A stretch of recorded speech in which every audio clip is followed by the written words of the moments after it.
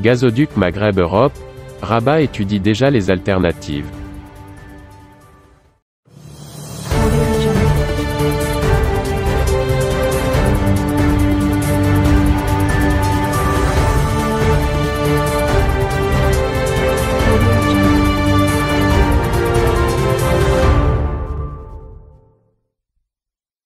Alors que le contrat qui le couvre prend fin le 31 octobre 2021, le Maroc compte utiliser le gazoduc Maghreb-Europe pour recevoir du gaz de la part de l'Espagne. Rabat ne compte visiblement pas attendre que l'Algérie prenne la décision de renouveler ou pas le contrat relatif au gazoduc Maghreb-Europe qui, en passant par le Maroc, relie l'Espagne au champ gazier de Assirmel, dans la voisine de l'Est, et assure en même temps une partie des besoins gaziers marocains 65% selon les estimations les plus courantes. Par le biais de l'agence de presse britannique Reuters, qui a cité un haut responsable marocain, l'on a, ainsi, appris ce lundi 18 octobre 2021 que des discussions étaient déjà en cours avec la partie espagnole au sujet de la possibilité d'utiliser le même gazoduc pour, cette fois, acheminer depuis la péninsule ibérique le gaz dont le Maroc a besoin. Pour le Maroc, le gazoduc est plus qu'un outil de coopération régionale, on ne le laissera pas rouiller, a déclaré le responsable en question.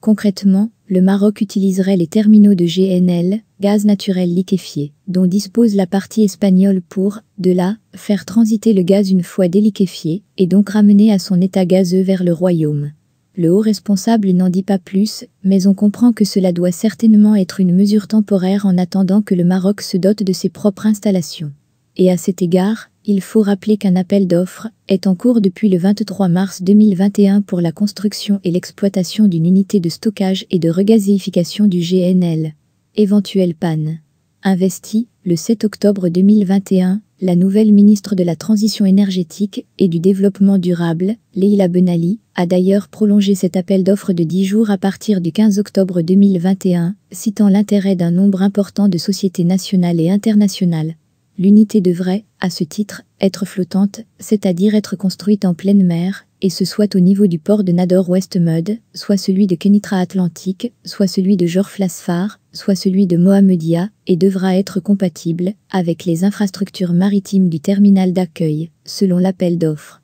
Le projet proposé doit répondre aux besoins d'un marché du gaz naturel à développer progressivement. Les besoins sont estimés à 1,1 mmc, milliards de mètres cubes, dont 0,6 mmc pour l'industrie en 2025 et 1,7 mmc, dont 0,7 mmc pour l'industrie en 2030 et 3 mmc, dont 1,4 mmc pour l'industrie en 2040. Détaille toujours l'appel d'offres.